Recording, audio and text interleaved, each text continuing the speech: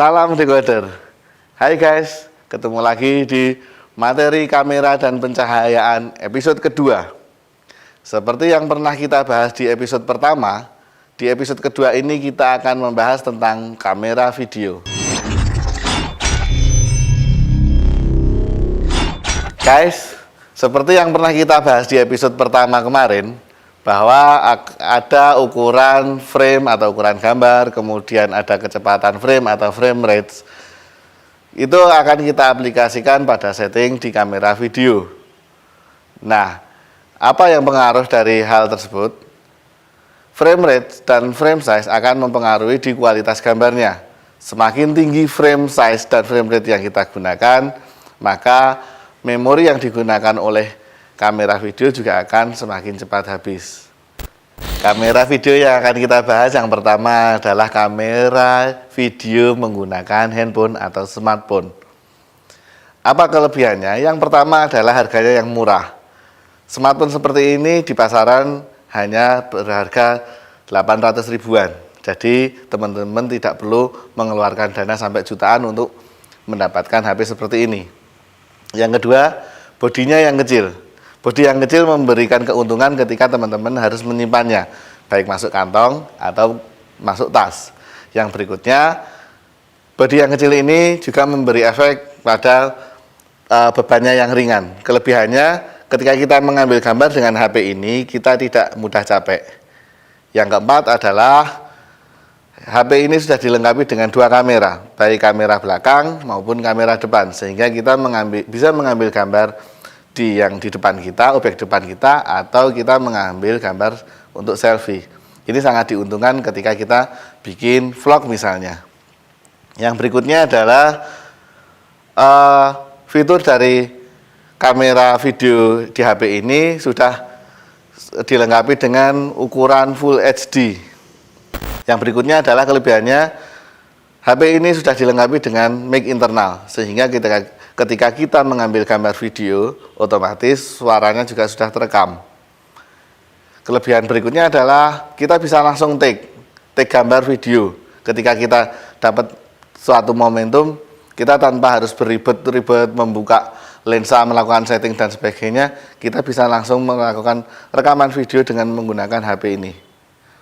Yang berikutnya adalah editing. Kita bisa melakukan editing dengan cara menginstal aplikasi edit video di HP ini juga. Misalnya kita bisa menginstal aplikasi Filmora Go, KineMaster, Viva Video, dan lain sebagainya. Selain itu, kita juga bisa melakukan perekaman secara langsung. Misalnya kita sedang mengikuti seminar, kita bisa langsung live streaming dengan menggunakan HP ini. Baik itu melakukan Facebook Live, menggunakan Facebook Live maupun menggunakan live streaming YouTube. Nah, dari beberapa kelebihan tersebut, HP ini juga memiliki beberapa kekurangan. Yang pertama, karena bodinya yang kecil, kita akan sulit memegang.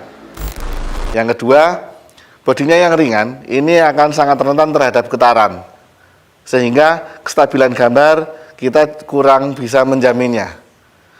Kemudian suara yang masuk, ini juga tidak bisa difilter oleh HP ini. Jadi kemungkinan besar adalah noise audio juga bisa masuk, baik noise dari suara ambience kendaraan atau orang di sebelah kita, atau mungkin malah suara dari kita sendiri. Yang berikutnya kelemahannya adalah belum ada steady shot, sehingga seperti tadi yang saya sampaikan, kestabilan gambar juga kurang terjamin.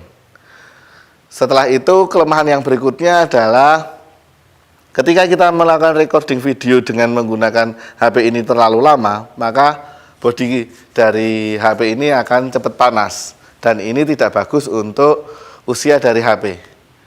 Yang terakhir adalah memorinya yang boros, karena dengan ukuran frame size dan frame rate yang Full HD, maka semakin panjang kita atau semakin lama kita melakukan recording video, maka semakin cepat habis pula memorinya. Jangan sampai kita melakukan rekaman video, momennya belum dapat, memorinya sudah habis.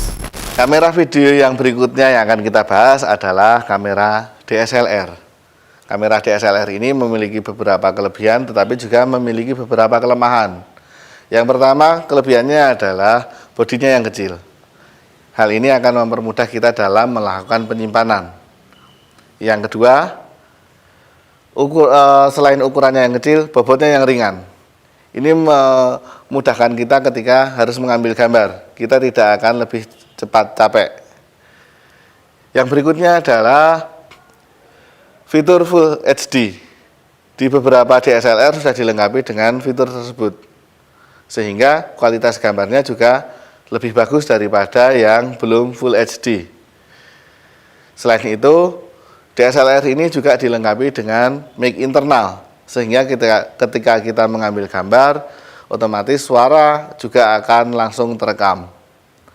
Yang berikutnya adalah adanya setting manual.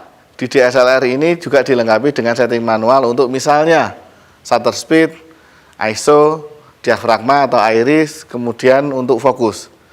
Sehingga kita bisa mengambil gambar sesuai dengan selera kita.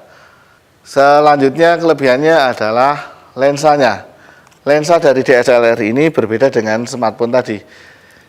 Lensanya bisa dilepas, bisa dipisahkan dengan bodi dan bisa diganti dengan berbagai ukuran lensa yang lainnya, sehingga kita bisa sesuaikan gambar yang kita ambil dengan lensa yang kita gunakan. Apakah kita harus menggunakan lensa yang tele atau sudut pandang yang luas, atau kita butuh gambar yang bokeh atau udah sempit. Kita bisa pilih tersebut dengan menggunakan perubahan atau setting di lensanya. Yang berikutnya adalah soket audio. Beberapa kamera DSLR ini sudah dilengkapi dengan soket audio, sehingga kita bisa menambah peralatan audio seperti boom, kemudian gun mic, clip on, dan sebagainya sebagai alat pendukung sistem audio di DSLR ini, sehingga kualitas audionya juga bisa lebih terjamin. Selain itu, kita juga harus mengetahui bahwa DSLR ini punya kelemahan. Yang pertama adalah ketika kita lebih sering menggunakan DSLR ini untuk fungsi video, otomatis shutter count yang ada di DSLR ini juga akan lebih cepat banyak atau lebih cepat habis. Jadi usianya mungkin tidak sesuai dengan usia dari standar pabrik. Yang berikutnya, bodinya yang kecil. Ini menyebabkan kita sulit untuk melakukan handle ketika handheld. Jadi kita harus memegang lensanya atau bodinya atau dua-duanya. Tapi yang pasti lebih mudah menghandle DSLR daripada kamera HP. Yang berikutnya adalah bodinya yang ringan. Bodi ringan menyebabkan rentan terhadap getaran. Yang berikutnya adalah noise suara. Jadi dengan adanya mic internal, kita juga harus mengetahui bahwa suara yang ada di sekitar kita atau ambience atau malah suara kita bisa menjadi noise di video yang kita ambil. Yang berikutnya adalah belum adanya steady shot, sehingga rentan terhadap kestabilan gambar.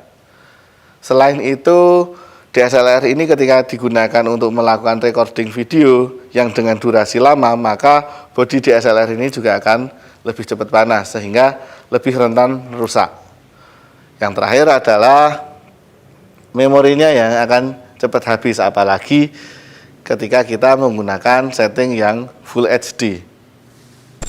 Oke guys, kamera video berikutnya yang akan kita bahas adalah kamera jenis home use. Kamera jenis home use ini lebih sering kita sebut dengan handycam.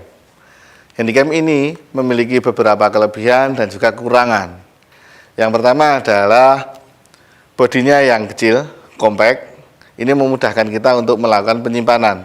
Yang berikutnya, bobotnya yang ringan, sehingga kita tidak mudah capek ketika harus menggunakan. Yang kelebihan yang berikutnya adalah kepraktisan. Jadi ketika kita membuka LCD seperti ini, dia sudah otomatis powernya on dan lensanya sudah terbuka, sehingga kita bisa dengan cepat mengambil gambar video. Nah, selain itu kelebihannya adalah full auto. Jadi ketika kamera handycam ini menyala, setting otomatis juga sudah menyesuaikan dengan setting auto. Jadi karakter gambar sudah sesuai dengan objek aslinya. Yang berikutnya adalah kelebihannya dari tombol servo. Ini memudahkan kita untuk melakukan zooming. Berbeda dengan ketika kita menggunakan DSLR, yang sebagian besar dari kita harus menggunakan slider untuk melakukan zoom in zoom out, karena ring servo atau ring untuk zoom in zoom out di DSLR kadang terlalu berat. Nah, kelebihan-kelebihan dari handycam ini menyebabkan tidak hanya orang dewasa yang bisa menggunakan handycam, tapi anak-anak pun bisa menggunakannya. Dan lebih sering kamera handycam ini digunakan untuk kegiatan atau acara-acara di rumahan. Kelemahannya adalah karena bodi yang kecil dan bobotnya yang ringan, maka rentan terhadap getaran. Kestabilan gambar kurang terjaga. Selain itu, kualitas gambar dari handycam ini masih di bawah kualitas gambar DSLR. Kamera video yang berikutnya yang akan kita bahas adalah kamera video jenis semi pro atau semi profesional. Contohnya kamera seperti ini. Nah, kamera semi pro seperti ini memiliki beberapa kelebihan. Misalnya untuk handling. Untuk handle, kamera ini lebih mumpuni daripada kamera-kamera yang sebelumnya pernah kita bahas. Yang pertama, dengan handheld seperti ini, kita panggul seperti ini, maka kualitas dari kestabilan gambar juga akan lebih terjamin. Karena apa? Titik tumpu pegangan kita ada dua. Yang pertama di lensa, yang kita pegang dengan dua tangan seperti ini. Yang berikutnya adalah titik tumpu di pundak. Sehingga ketika kita bernapas pun kamera ini tidak akan goyang atau tidak akan shake. Yang berikutnya ketika posisi yang lebih low angle seperti ini. Nah, dengan cara kita jepit seperti ini, kita juga akan mendapatkan kestabilan gambar yang lebih bagus daripada kamera-kamera yang pernah kita bahas sebelumnya. Untuk low angle, kita juga akan mudah dengan adanya handle seperti ini. Tinggal kita bawa ke bawah, kita sesuaikan dengan komposisi. Yang berikutnya adalah ketika kita menggunakan viewfinder. Jadi kamera ini tidak hanya dilengkapi dengan LCD seperti ini, tapi kita juga bisa mengkontrol untuk gambar yang kita ambil dengan menggunakan viewfinder seperti ini. Sehingga konsentrasi kita akan lebih terfokus. Yang berikutnya adalah kelebihan dari steady shot. Kamera ini sudah memiliki fitur steady shot, sehingga kualitas gambar juga lebih terjamin dalam kestabilannya. Walaupun kita mengambil gambar agak bergoyang, tapi nanti hasilnya lebih stabil daripada kamera-kamera yang kita ulas sebelumnya. Nah, kelebihan yang berikutnya adalah dari sisi audio. Selain memiliki internal mic, kamera ini juga memiliki soket audio, sehingga kita bisa menambahkan mic clip-on, boom, ataupun gun mic untuk memperbagus kualitas audio. Tapi kelemahannya adalah ketika kita bukan kalangan profesional atau kita bukan wartawan, ukuran kamera sebesar ini sudah dianggap terlalu besar, sehingga kita sulit untuk menyimpannya. Selain itu, dengan ukuran yang besar seperti ini, bobotnya juga lebih berat daripada kamera yang sebelumnya. Sehingga kita mudah capek ketika harus mengambil gambar dengan kamera yang sebesar ini. Selain itu, kelemahannya adalah lensa dari kamera ini belum bisa kita ganti dengan ukuran-ukuran lensa yang lain. Kamera yang terakhir yang akan kita bahas kali ini adalah kamera profesional atau kamera video pro seperti ini. Nah, apa saja kelebihan dari kamera profesional ini? Nah, yang pertama adalah dari sisi kestabilan untuk handle. Nah, handle yang kita lakukan ketika kita menggunakan kamera profesional tanpa menggunakan tripod atau kita sebut dengan handheld, kita bisa gunakan cara seperti ini. Yang pertama, tangan kanan kita bisa kita handle ke body untuk melakukan zoom in zoom out serta recording. yang tangan kiri bisa kita gunakan untuk handle di sisi depan kamera, yaitu di posisi lensa. Nah, tangan kiri kita bisa untuk melakukan operating manual fokus, kemudian zoom in zoom out atau di ring servo. Kemudian yang ketiga di ring iris untuk mengatur gelap terang dari gambar yang kita ambil. Yang berikutnya, untuk menjaga kestabilan, kita juga bisa menggunakan posisi seperti ini. Ini pengambilan gambar untuk lebih low angle, tetapi kita tidak perlu khawatir dengan kestabilan gambar karena sudah ada fitur steady shot dan image stabilizer di kamera ini. Selain itu, kualitas gambar dalam kamera ini sudah dilengkapi dengan fitur untuk kualitas Full HD, sehingga kualitas gambar juga lebih terjamin. Nah, kelebihan lagi dari kamera profesional ini adalah lensa dan kamera atau bodi kamera yang bisa saling dipisahkan, sehingga ketika kita mengambil gambar, kita bisa menyesuaikan lensa yang akan kita gunakan. Selain kelebihan dari kamera profesional ini, kita juga harus mengetahui bahwa kamera ini mempunyai beberapa kelemahan. Yang pertama adalah harganya. Harganya cukup mahal karena minimal harga kita harus merogoh kocek 60 juta untuk mendapatkan kamera seperti ini. Yang berikutnya adalah kamera ini tidak cocok digunakan untuk penggunaan rumahan atau home use. Sangat cocok kamera ini digunakan oleh kalangan profesional atau untuk kebutuhan komersial. Oke guys, ketika kita mengambil gambar video, usahakan kita melakukan setting dengan ukuran gambar yang tertinggi. Kenapa? Ketika kita memiliki kualitas gambar yang tertinggi, misalnya di frame size dan frame rate-nya, kita akan memiliki beberapa pilihan ketika melakukan editing. Apakah kita menggunakan frame size dan frame rate yang sama dengan masternya atau mau kita turunkan. Kemudian yang kedua, ketika misalnya kita mengambil gambar di mana momentum tersebut adalah momentum yang dadakan tanpa konsep, maka kita jangan memaksakan diri harus menggunakan support system yang ada di kamera.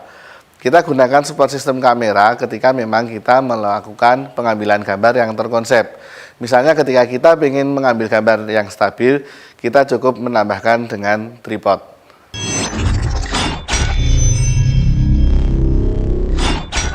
Oke guys, demikian materi tentang kamera video. Jangan lupa saksikan materi tentang tripod kamera, dan jangan lupa juga like video ini dan subscribe channel ini untuk mendapatkan update video-video yang lainnya.